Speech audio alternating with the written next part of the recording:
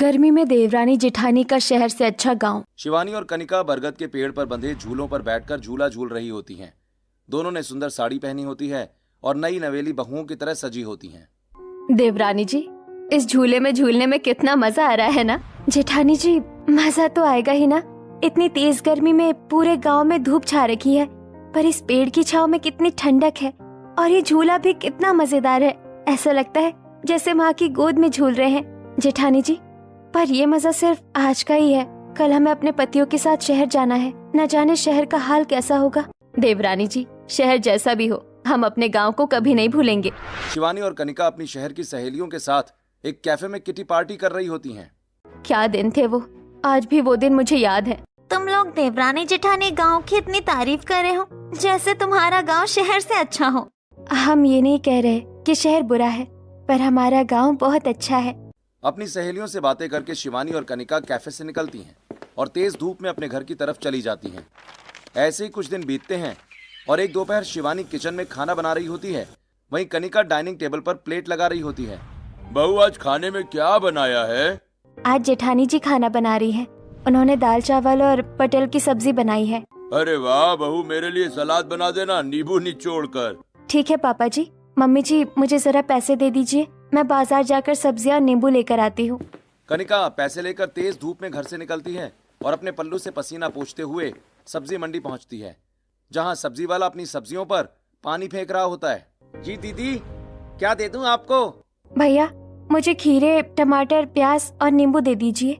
हाँ दीदी, अभी देता हूँ। भैया, ये कैसी सब्जियां हैं? खीरे सूखे हुए हैं, टमाटरों में आप पानी डाल रहे हैं और प्याज भी सड़ी है। दीदी, यहाँ शहर में इतनी गर्मी पड़ रही है कि इंसान की हालत खराब हो जा रही है और आप तो सब्जियों की बात कर रही हैं। अच्छा भैया, फिर यही दे दो। सब्जी वाले से सब्जियां लेकर कनिका अपने घर लौटती है और घर पहुंचकर कनिका सलाद बनाती है। वहीं शिवानी खाना परोस रही होती है और सभी लोग साथ में खाना खाते हैं। ऐसे ही कुछ दिन बीतते हैं। एक रात शिवानी अपने कमरे में सो रही होती है, तभी अचानक शिवानी की नींद खुल जाती है और शिवानी का चेहरा पसीने से भरा होता है। ओफो, चारों तरफ से बंद कमरे में कितनी उमस हो रही है, मुझे तो बिल्कुल भी नींद नहीं आ रही। इतना कहकर शिवानी अपने कमरे की खिड़कियां खोलकर बालकनी में आकर खड़ी हो जाती है। ये क्या, रात के 3 बज रहे हैं और इस समय भी थोड़ी सी हवा नहीं चल रही है। ऊपर से ये कारखाना अभी तक शोर मचा रहा है। जो बची हुई नींद थी वो भी खत्म हो गई। कारखानों की आवाज से परेशान शिवानी रात भर सो नहीं पाती। ऐसे ही कुछ दिन बीतते हैं और गर्मियां बढ़ने लगती हैं। तभी एक सुबह क्षितिज और शिवम ऑफिस के लिए निकल रहे होते हैं, वहीं सूरज और विक्रम अपने स्कूल के लिए तैयार हो रहे होते हैं। आप दोनों ऑफिस जा रहे हैं तो बच्चों को स्कूल पहुंचाते हुए जाइए। देखो शिवानी, हमारे पास बिल्कुल भी टाइम नहीं है। अगर हम बच्चों को स्कूल पहुंचाने के लिए रुके तो हम लेट हो जाएंगे। भैया, कितनी देर हो जाएगी, रास्ते में ही स्कूल है और 2 मिनट ही लगते हैं। अब तुम्हें कैसे समझाएं? तुम्हें तो पता ही है शहर में कितना ट्रैफिक होता है। अगर हम इन्हें पहुंचाने के लिए इनके स्कूल की तरफ गए ना तो 2 मिनट 2 घंटे में बदल जाएंगे हमारे। इसलिए हमें ऑफिस के लिए जाने दो और इन्हें प्लीज तुम पहुंचा दो। इतना कहकर क्षितिज और शिवम ऑफिस के लिए निकल जाते हैं और शिवानी और कनिका तेज धूप में सूरज और विक्रम को लेकर स्कूल के लिए निकलती हैं। तभी एक गाड़ी का काला धुआं सूरज और विक्रम के चेहरे पर पड़ता है। मम्मी, ये अंकल कितने गंदे, मेरे फेस पर कार का धुआं फेंक रहे हैं। हाँ मम्मी, ये काला धुआं हमें बिल्कुल पसंद नहीं है। बच्चों, ये काला धुआं किसी को भी पसंद नहीं है। अब तुम लोग परेशान मत हो, जल्दी चलो, हमें स्कूल पहुंचना है। शिवानी और कनिका पैदल ही सूरज और विक्रम को स्कूल छोड़कर वापस घर लौटती हैं। एक दोपहर कनिका बालकनी में पापड़ सुखा रही होती है और शिवानी हॉल की सफाई कर रही होती है कि तभी क्षितिज और शिवम सूरज और विक्रम को लेकर घर आते हैं और घर आते ही सूरज और विक्रम अपने बैग सोफे पर फेंककर सोफे पर कूदने लगते हैं। अरे मेरे बच्चों, तुम लोग सोफे पर क्यों कूद रहे हो? आप दोनों इतनी जल्दी कैसे आ गए? और इनकी छुट्टी तो 3 बजे होती है, अभी तो सिर्फ 1:30 बजे है। क्या हुआ, आप इन्हें लेकर क्यों आए हैं? अरे हम इन्हें जबरदस्ती थोड़े ना उठा लाए हैं। इनके स्कूल से फोन आया था कि स्कूल में समर वैकेशन अनाउंस हो गए और आज हाफ डे से ही समर वैकेशन की छुट्टियां शुरू हो गई हैं और आज ही हमें अपने ऑफिस से समर वैकेशन भी मिल गया, तो हम आते वक्त इन्हें ले आए। हमारे शहर में गर्मी ही इतनी बढ़ गई है कि स्कूलों में बच्चों की छुट्टी कर दी जा रही है और अच्छा भी है। इसी बहाने तुम दोनों को भी आराम मिल जाएगा। आपको तो आराम मिल जाएगा, पर ये बच्चे हमारी कमर तोड़ देंगे।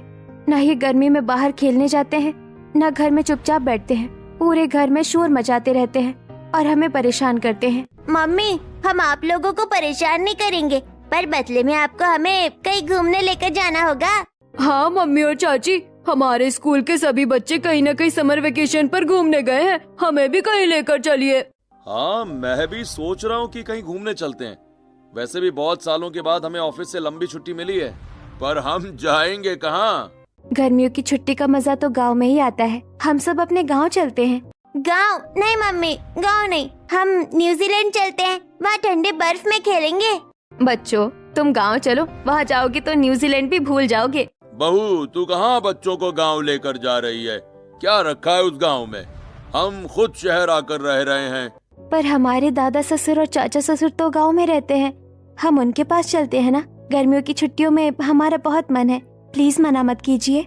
तभी रामलाल के पिता सूर्यवीर और भाई रमेश का वीडियो कॉल आता है। नमस्ते पिताजी। जीते रहो, जीते रहो। बहुत दिन हो गए भाई तुम लोगों को गांव नहीं आए। ये देखो हमारे बगीचे में कितने रसीले आम हैं। रमेश वीडियो कॉल पर अपने बाग बगीचे दिखाता है। इन पेड़ों के बीच हाइड एंड सीक खेलने में बहुत मजा आएगा।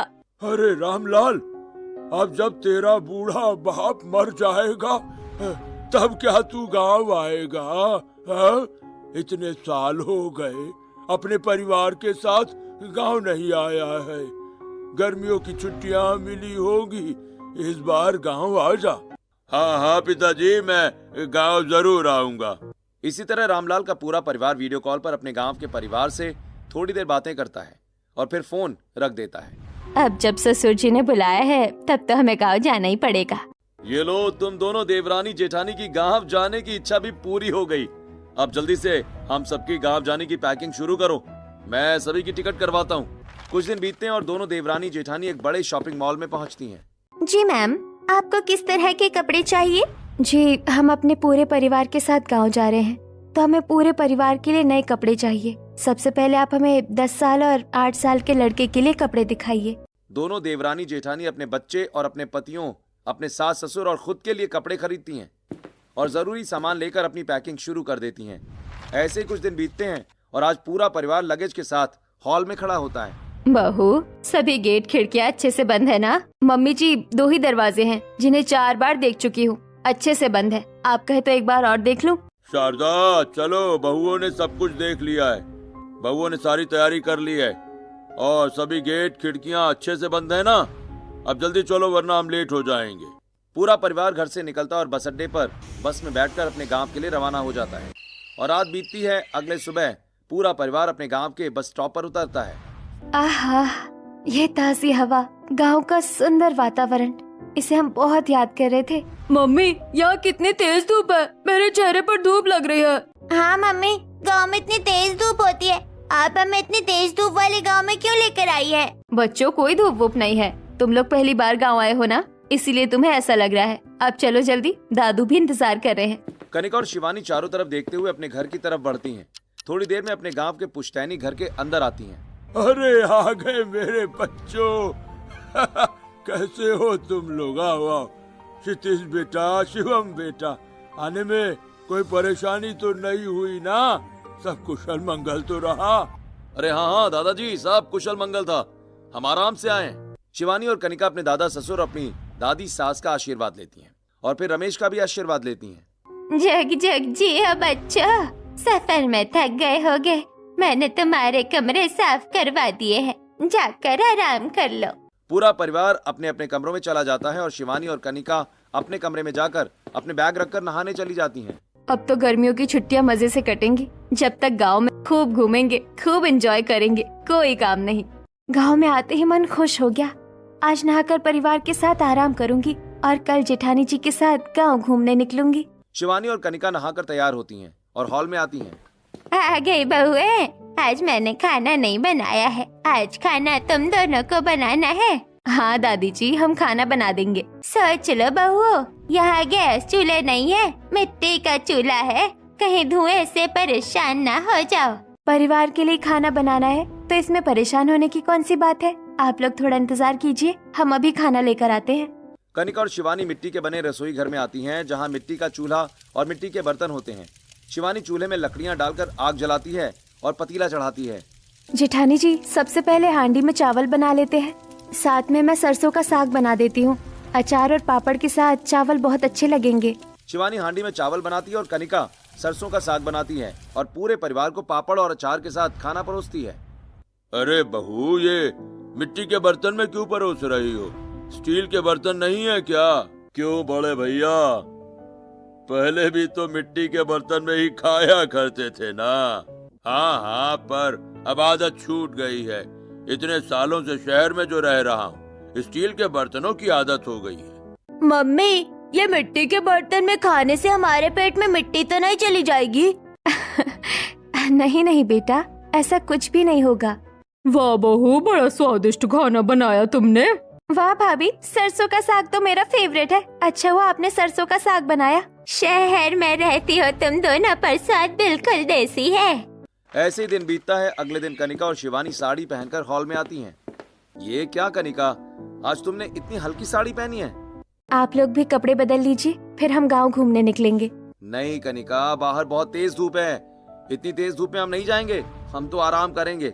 ओफो, गर्मियों की छुट्टी में गांव आकर भी आराम ही करेंगे क्या? बाहर घूमने नहीं चलोगे? जल्दी चलिए। तुम जाओ कनिका, मैं बाहर नहीं जाऊंगा। ये सुनकर कनिका और शिवानी अपनी पुरानी हवेली से निकलती हैं और गांव में टहलते हुए एक नदी के किनारे पहुंचती हैं। जेठानी जी, वो देखिए नदी कितनी साफ है। ये नदी कितनी साफ सुथरी है, इसका पानी कितना साफ है। एक ये नदी है और एक हमारे शहर की नदियाँ और तालाब है। वहाँ तो लगता है नाला बह रहा है और यहाँ तो साफ पानी है। जेठानी जी, चलिए ना, नदी में नहाते हैं, बड़ा मजा आएगा। कनिका और शिवानी नदी में उतरकर नहाने लगती हैं और एक दूसरे पर पानी के छींटे मारती हैं। जेठानी जी, नदी में नहाने का मजा तो बहुत आ रहा है। अगर हमारे साथ बचपन की सहेलियाँ होती या गांव की औरतें होती तो और मजा आता। तो चलो ना, उन्हें बुला लेते हैं, गांव में ही तो है सब। शिवानी और कनिका थोड़ी देर नदी में मस्ती करती हैं और फिर नदी से बाहर निकल आती हैं। जेठानी जी, हम उन्हें बुलाने तो जाएंगे, पर इस तरह गीले कपड़े पहनकर जाना अच्छा नहीं लगे।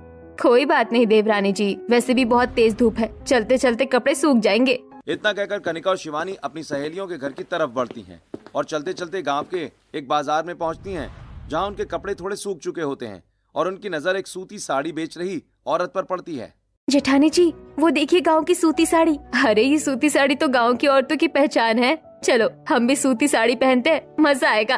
कनिका और शिवानी सूती साड़ी बेच रही औरत के पास आती हैं। दीदी, हमें सूती साड़ी चाहिए। हाँ दीदी, कितनी साड़ी चाहिए ले लीजिए। हमें साड़ी तो चाहिए, पर हमारे पास अभी पैसे नहीं है। कोई बात नहीं दीदी, आप साड़ी लेकर जाइए, पैसे बाद में दे दीजिएगा। औरत 2 साड़ियां कनिका और शिवानी को दे देती है और कनिका और शिवानी साड़ियां लेकर अपने पुश्तैनी घर लौट आती हैं। गांव में कितने अच्छे लोग हैं, बिना जाने पहचाने ही उधार साड़ी दे दी। शहर में तो एक मिर्ची भी नहीं देता कोई। शिवानी शहर के एक बड़े शॉप में ढेर सारी चीजें खरीदकर बिलिंग करवा रही होती है। मैम, आपके टोटल 5,000 रुपए हुए हैं। आपको कैरी बैग चाहिए क्या? बिल्कुल, बिना कैरी बैग के इतना सामान कैसे लेकर जाऊंगी? ओके मैम, देन आपको 50 रुपए एक्स्ट्रा देने पड़ेंगे। क्यों? एक कैरी बैग के 50 रुपए देने पड़ेंगे? कैरी बैग तो फ्री होता है। मैम, यहाँ ऐसा ही होता है, अगर कैरी बैग लेनी है तो 50 रुपए लगेंगे। दे दीजिए, बिना कैरी बैग के इतना सारा सामान लेकर भी तो नहीं जा पाऊंगी। अब से मैं अपना कैरी बैग खुद ही लेकर आऊंगी। जेठानी जी, शहर से अच्छा तो गांव ही है। यहाँ लोग विश्वास भी करते हैं और किसी को लूटने की कोशिश भी नहीं करते हैं। शहर में तो हर जगह लूट मची होती है। इतना कहकर कनिका और शिवानी अपने अपने कमरे में चली जाती हैं और दिन बीत जाता है। अगले दिन कनिका और शिवानी सूती साड़ी पहनकर अपने गांव के आंगन में आती हैं। मम्मी, ये सूती साड़ी क्यों पहनी है? बेटा, ये गांव की सूती साड़ी है। गर्मियों में गांव की औरतें ऐसी साड़ी पहनती है। और तुम लोग क्या पूरा दिन घर में बैठने के लिए आए हो? जाओ बाहर गांव के बच्चों के साथ खेलो। देखो वहाँ बच्चे कबड्डी खेल रहे हैं और वहाँ गिल्ली डंडा खेल रहे हैं। मम्मी, ये गिल्ली डंडा क्या होता है? मुझे खेलना नहीं आता। चलो मैं तुम्हें सिखाती हूँ। शिवानी और कनिका अपने बच्चों को लेकर गांव के बच्चों के पास आती हैं। बच्चों, मुझे भी तुम्हारे साथ गिल्ली डंडा खेलना है, हमें भी खिलाओ। चाची, आप भी हमारे साथ गिल्ली डंडा खेलिए। कनिका बच्चों के साथ गिल्ली डंडा खेलने लगती है। ये देखो बच्चों, ये रही गिल्ली और ये रहा डंडा। इस गिल्ली को ऐसे उछालेंगे और फिर डंडा मारकर दूर फेंक देंगे। ये लोग यहाँ वहाँ दौड़ने क्यों लगे? क्या हो गया? बच्चे गिल्ली ढूंढ रहे हैं, अब तुम लोग भी कोशिश करो। सूरज गिल्ली उछालकर डंडा मारने की कोशिश करता है, पर डंडा गिल्ली को लगता ही नहीं। तब सभी गांव के बच्चे हंसने लगते हैं। अरे, इसका डंडा तो गिल्ली को लगता ही नहीं है, ये क्या खेलेगा गिल्ली डंडा? तुम्हें क्या लगता है हम पहली बार खेल रहे हैं इसलिए ऐसा हो रहा है, वरना तुमसे अच्छा खेल सकते हैं। जब विक्रम गिल्ली डंडा खेलने की कोशिश करने लगते हैं, वहीं कनिका और शिवानी अपने गांव की सहेलियों के घर पहुंचती हैं। अरे कनिका, शिवानी, तुम दोनों यहाँ कब आई? अरे हमें आए 2 दिन भी नहीं हुए। चलो ना बाहर गांव में घूमते हैं, मजा आएगा। तुम लोग तो शहर से छुट्टियां मनाने आई हो, हमारा तो ससुराल है, हमें घर का काम करना पड़ेगा। तुम लोग जाओ गांव घूमो, मैं अपना काम निपटा कर नीलम को लेकर आती हूँ। इतना कहकर कनिका और शिवानी गांव में घूमने लगती हैं और थोड़ी दूर एक सड़क पर पहुंचती हैं, जहां बड़े बड़े ट्रकों में पेड़ों के तने लाद कर ले जाए जा रहे होते हैं। इतने सारे ट्रक और सब में पेड़ों के तने, ऐसा लग रहा है जैसे किसी ने जंगल ही काट दिया हो। जेठानी जी छोड़िए ना, किसी ने काटे होंगे। हम गांव आए हैं, चलिए आम के बगीचे में चलते हैं, आम खाते हैं। शिवानी और कनिका आम के बागीचे में पहुंचती हैं, जहां कृष्णलाल, वीर प्रताप और आशुतोष के आदमी के साथ रमेश बात कर रहा होता है। भाई रमेश, ये आशुतोष जी हैं। ये लोग शहर से आए हैं और तुमसे बात करना चाहते हैं। नमस्ते रमेश जी, हमने सुना है कि इस गांव में सबसे बड़ा आम का बागीचा आपका है। जी हाँ, इस गांव में सबसे बड़ा आम का बागीचा और खेत हमारा ही है। तो जी देखिए, हम एक बहुत बड़े प्रोजेक्ट पर काम कर रहे हैं। हम चाहते हैं कि हर गांव का डेवलपमेंट हो, इसलिए किसानों से हम उनकी जमीन ऊंचे दाम पर खरीद रहे हैं। हम आपका बागीचा भी खरीदना चाहते हैं। क्या? पर इस बागीचे से तो हमारा जीवन चल रहा है भाई, हम इसे कैसे बेच सकते हैं? जी, हम आपके घाटे की बात नहीं करेंगे। हम आपके बागीचे में जितनी पैदावार होती है उसका 2 गुना पैसा देंगे और आपके खेतों के भी 2 गुने दाम देंगे। हम नहीं चाहते कि किसी किसान का नुकसान हो, और जब हमारा प्रोजेक्ट पूरा होगा तो गांव के बच्चों को ही यहाँ रोजगार मिलेंगे। उन्हें शहर नहीं जाना पड़ेगा और न ही तेज धूप में खेतों में काम करना पड़ेगा। अरे वाह, यह तो भाई बहुत अच्छी बात है। चलो, मैं अपनी जमीन देने के लिए तैयार हूँ। जी तब ठीक है, हम जल्दी आपके आम के बागीचे के पेड़ कटवाकर नपाई कर लेंगे। ये क्या चाचा ससुर जी, आप आम के बगीचे बेच रहे हैं? हाँ बहू, ये लोग हमारे आम के बागीचे के 2 गुने दाम दे रहे हैं, इसलिए मैं अपने बगीचे और खेत दे रहा हूँ। पर फिर आप लोग क्या करेंगे? बहू, इन लोगों ने हमारे भविष्य की पूरी तैयारी कर रखी है, तुम चिंता मत करो। कृष्णलाल और रमेश आगे बढ़ जाते हैं और कनिका और शिवानी बागीचे में आम के पेड़ के नीचे बैठकर आम तोड़कर खाने लगती हैं। कितने रसीले आम हैं। हम कितने सालों बाद पेड़ पर पके हुए आम खा रहे हैं। हाँ, नहीं तो शहर में तो केमिकल से पके हुए आम ही मिलते हैं और वो भी अच्छे नहीं होते। शिवानी और कनिका फलों के बाजार में खड़ी होती हैं, जहाँ ढेर सारे आम दिख रहे होते हैं। जेठानी जी देखिए कितने सारे आम हैं, घर के लिए आम ले लेते हैं। भैया आम कितने के दिए? दीदी 400 रुपए किलो के हैं आम। क्या 400 रुपए किलो आम? तुम्हारा दिमाग ठीक है? आम के अंदर क्या सोना भरा है? लेना है तो लीजिए, वरना आगे जाइए, भीड़ खाली कीजिए। दे दो भैया, तुम लोगों ने तो लूट मचा रखी है। पर 400 नहीं, 350 ही दूंगी। 2 किलो दे दो। कनिका और शिवानी आम खरीद कर घर आती हैं, किचन में आम रस बनाने लगती हैं। ये आम बिल्कुल भी रसीले नहीं है। इतने पैसे दिए और अंदर से सड़े हुए हैं, और गुठली भी कितनी बड़ी है। देवरानी जी, गांव के पेड़ पर पके हुए आम में गुठली छोटी होती है। यहाँ शहर में तो दवाइयों से पकाए जाते हैं आम, और यहाँ पेड़ भी नहीं होते, बाहर से कच्चे आम मंगवा कर पकाए जाते हैं। ऐसे ही कुछ दिन बीतते हैं और एक दिन सरपंच मुखिया के साथ आशुतोष गांव के दूसरे किसानों से बातें कर रहा होता है। वहीं कच्चे आम और इमलियां खाते हुए कनिका और शिवानी पहुंचती हैं। आप लोगों को कुछ पूछना है तो पूछ सकते हैं। अब भैया जी, हमारे साथ धोखा तो नहीं होगा, हमें पैसे तो मिलेंगे ना? अरे हाँ जी हाँ, बिल्कुल। अगर आप चाहें तो मैं आपको एडवांस दे सकता हूँ। हमें इन पर पूरा विश्वास है। इन्होंने आसपास के गांवों में भी काम किया है और बहुत बड़े आदमी हैं। आप लोग इन पर शक मत कीजिए, आप लोग इन पर विश्वास कर सकते हैं। अगर ऐसी बात है तो हम अपने खेत और बगीचे आपको देने के लिए तैयार हैं। हमें कोई आपत्ति नहीं है। मेरे पास भी तालाब है जिसमें मैं मछलियाँ पालती हूँ। अगर आपको तालाब चाहिए तो वो भी मैं दे सकती हूँ। जी हाँ, हम गांव वाले अपने खेत बागीचे आपको देने के लिए तैयार हैं। आप कल से काम शुरू कराइए। हाँ, आप चिंता मत कीजिए, कल से ही काम मैं शुरू करवा लूंगा। हाँ, हमें आपसे ज्यादा जल्दबाजी है। इतना कहकर गांव वाले खुशी खुशी अपना सुंदर भविष्य देखने लगते हैं। शाम के वक्त कनिका और शिवानी घूमते हुए गांव के एक बड़े से पेड़ के पास आती हैं। जेठानी जी वो देखिए, बरगद का पेड़। अरे पहले गांव के बरगद के पेड़ पर सावन में झूला टंगा रहता था। ये कैसा बरगद का पेड़ है जहाँ किसी ने झूला नहीं बनाया? जेठानी जी लगता है हमारे लिए छोड़ा है, हम बनाएंगे अपना सावन का झूला। कनिका और शिवानी पंक्चर बनाने वाले के पास से जाकर 2 टायर खरीदती हैं और उन्हें रंगकर रस्सी से बरगद के पेड़ पर मजबूती से बांध देती हैं। अरे शिवानी, कनिका, तुम दोनों क्या कर रही हो?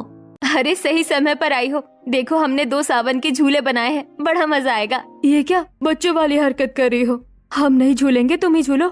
शिवानी और कनिका अपने बनाए गए झूले पर बैठकर तेजी से झूला झूलने लगती हैं और ठंडी ठंडी हवा उनके चेहरे को छूती है।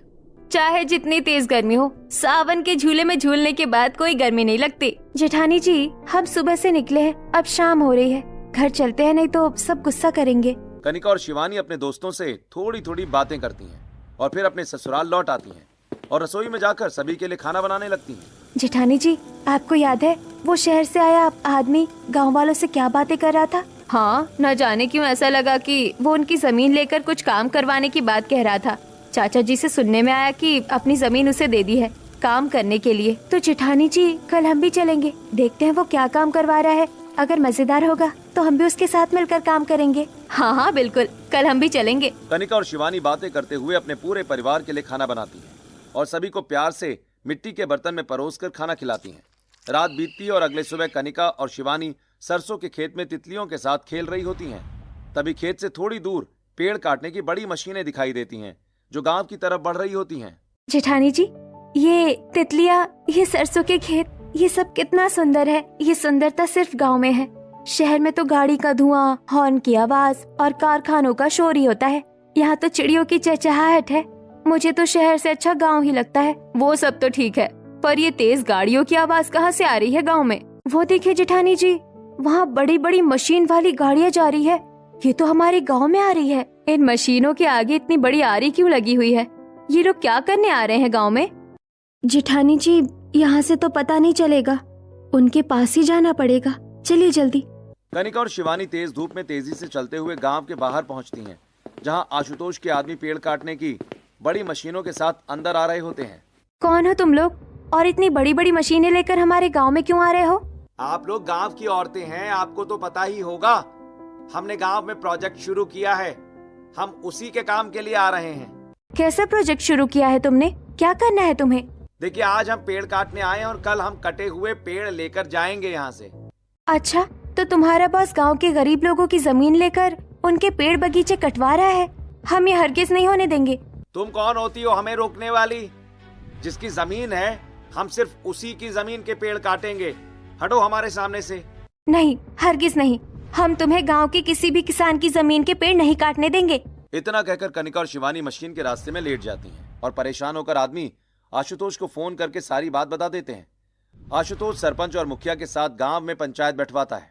भाई सूर्यवीर जी, आपके खानदान की बहुओं की इतनी हिम्मत कैसे जो गांव के फैसले के खिलाफ जाएं? इन्हें किसने कहा आशुतोष जी के आदमियों को रोकने के लिए?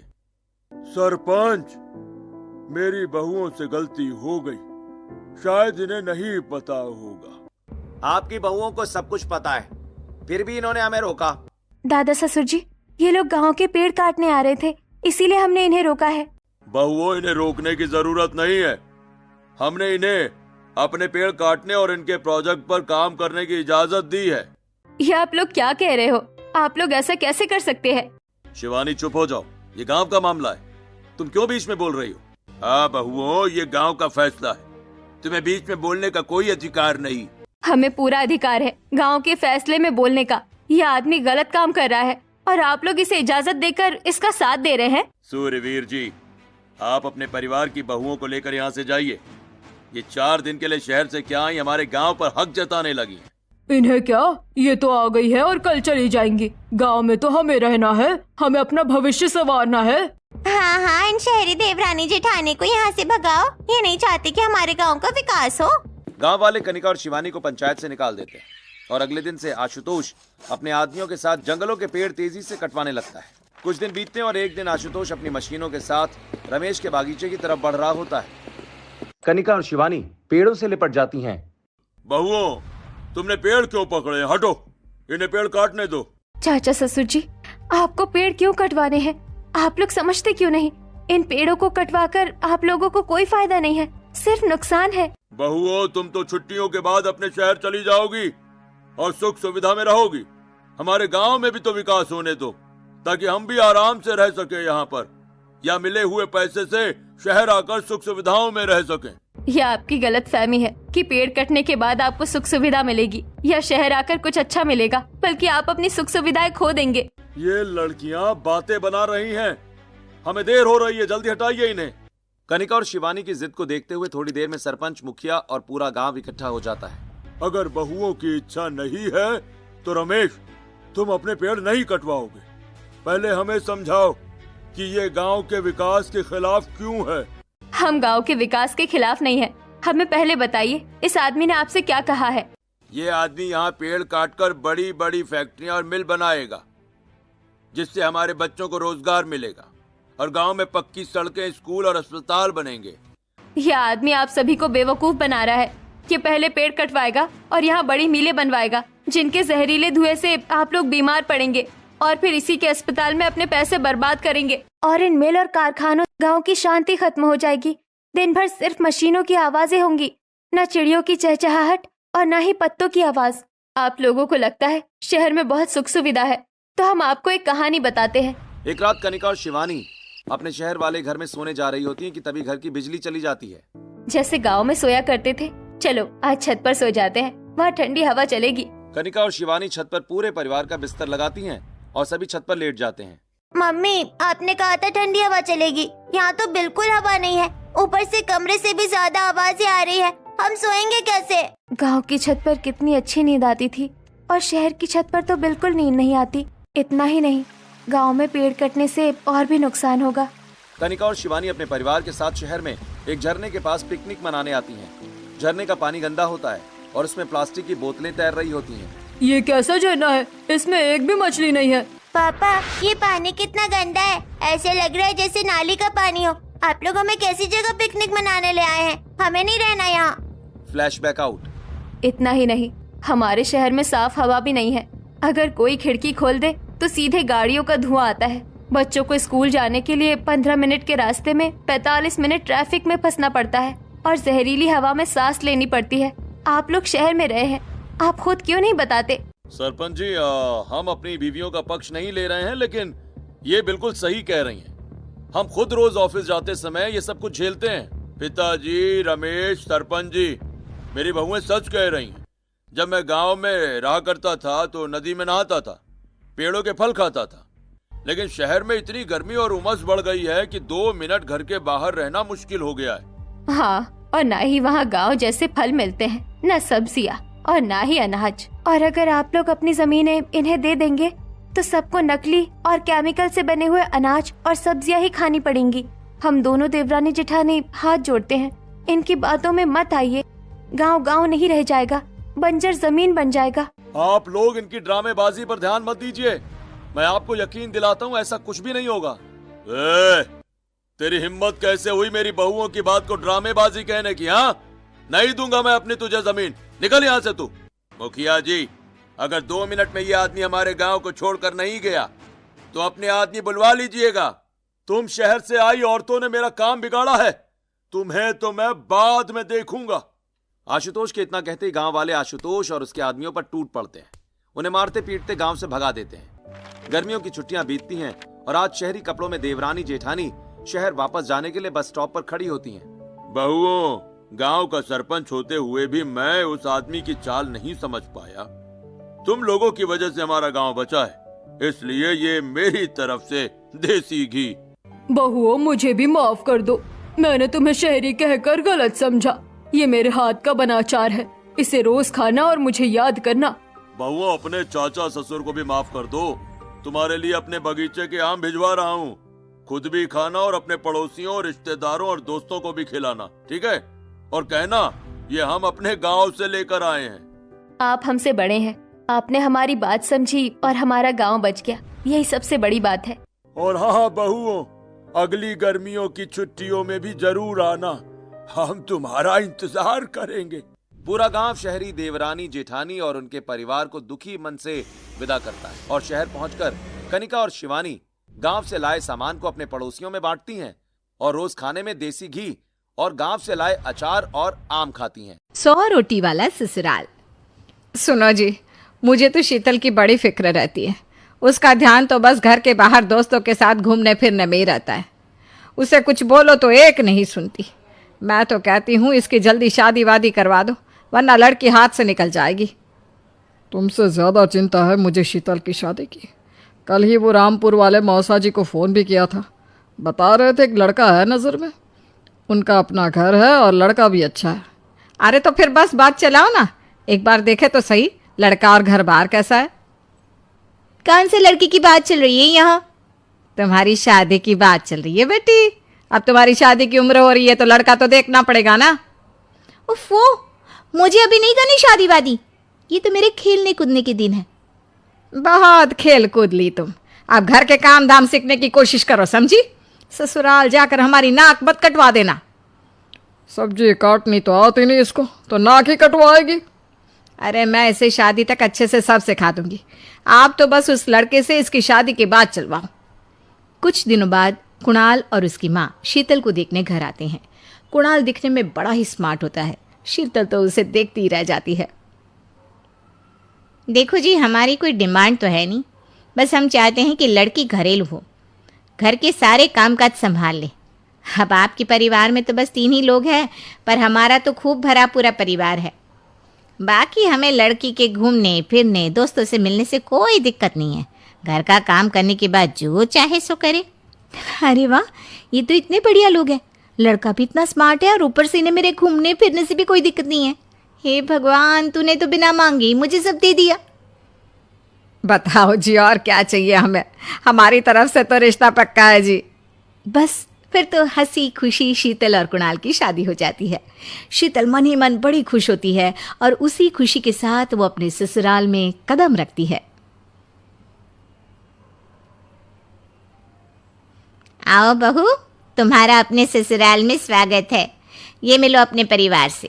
ये तुम्हारे ससुर जी, तुम्हारी ननद सुनीता और गीता, सुनीता के पति राजेश और उनके 2 बच्चे राजू और चिंटू। ये ना हमारे साथ यहीं रहते हैं। ये तुम्हारी दादी सास हैं और बाकी लोग अभी बाहर गए हुए हैं। इतने सारे लोग, ये सब यहीं रहते हैं इस घर में? अरे अभी तो मेरे देवर देवरानी और उनके 3 बच्चे यहाँ नहीं है। उसके मायके में भी शादी थी ना, तो बस वहीं गई है, कल तक आ जाएंगे।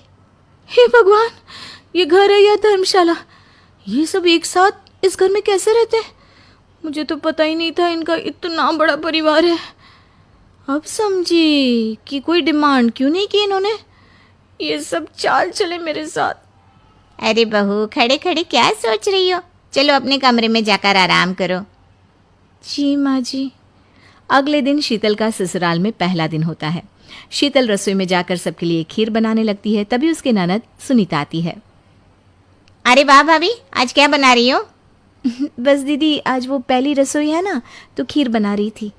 अरे भाभी, ये खीर वे रहने दो, घर में 4 लोगों को शुगर है और कुछ लोग मीठा ही नहीं खाते। आप ना सीधा खाना ही बना दो। क्या फ़र्क पड़ता है, मीठा बने या नमकीन, बस बहू के हाथ की पहली रसोई होनी चाहिए ना। जी दीदी, तो फिर मैं खाना ही बना देती हूँ। आप बता दो खाने में क्या बनेगा? बस सिंपल सी कोई सब्जी बना दो, जैसे आलू गोभी या आलू मटर, और उसके साथ रोटियाँ सेक दो। हमारे परिवार में अब तुम्हें मिलाकर पूरे 20 लोग हो गए हैं, 15 बड़े और 5 बच्चे। बड़ों की 6 और बच्चों की 2 के हिसाब से रोटी बना देना। चलो मैं चलती हूँ, सब देख लेना। हाँ, बड़ों की 6 रोटी मतलब कि 15 लोगों की 90 रोटियाँ, और बच्चों की 2 रोटी मतलब 5 बच्चों की 10 रोटियाँ। 90 और 10 मतलब कुल मिलाकर 100 रोटियाँ। हाय, मैं तो मर गई। 100 रोटी अकेले कैसे बनाऊंगी? माँ, ये तुमने मेरी शादी कहाँ कर दी?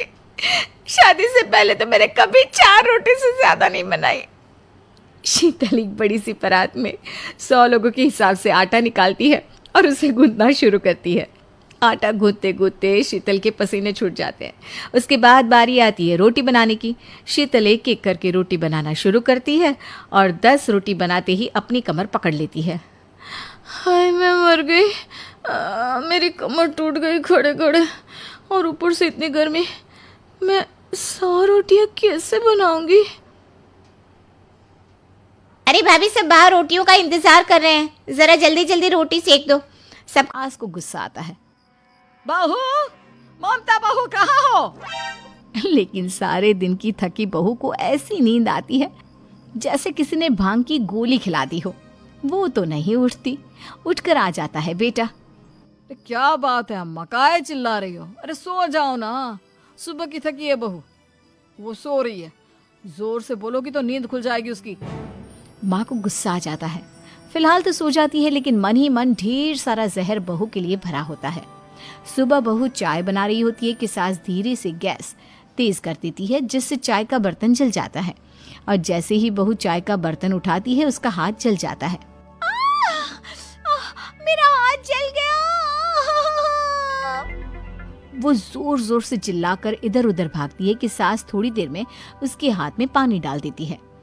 हाय रे बहू, क्या कर रही हो? पहली बार रसोई छुई हो क्या? सासू माँ गलती से गैस तेज रह गई थी और बर्तन जल गया, जिससे मेरा हाथ जल गया।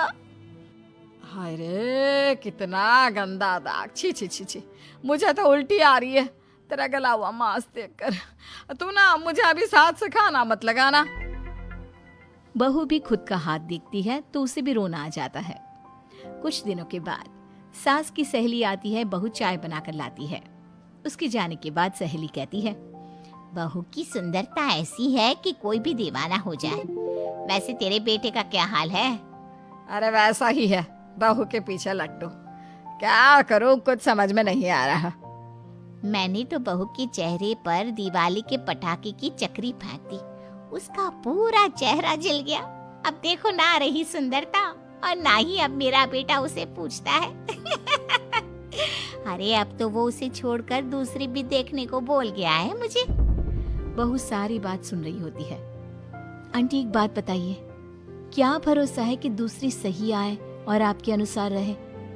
देखिए आंटी, मेरी सासू माँ को गलत बात सिखाने की जरूरत नहीं है।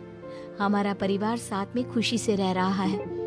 देख बहू, मेरी सहेली की बेइज्जती ना कर, वही अच्छा रहेगा तेरे लिए, समझी? बहू नहीं मानती है। वो बार बार उनकी सहेली को घर से निकल जाने को कहती है। तभी सास की सहेली पास के चूल्हे से लकड़ी लाकर बहू के चेहरे पर लगा देती है। बहू जोर जोर से रोने लगती है। अरे ये क्या कर दिया? मैंने कहाँ किया, ये तो तूने किया।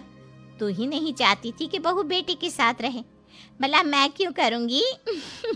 मैं तो चली, निपटो अब। बहू रो रही होती है, दर्द से चिल्ला रही होती है, लेकिन सास उसे डॉक्टर के पास नहीं ले जाती। तभी पति आता है। क्या हो गया ममता? ये दाग कैसे लगा? तुम कैसे जली? ममता कुछ नहीं कहती, बस दर्द से करा रही होती है। पति माँ की तरफ देखता है। हो ना हो माँ, ये पक्का आपका काम है। आप ही ममता से जला करती थी ना।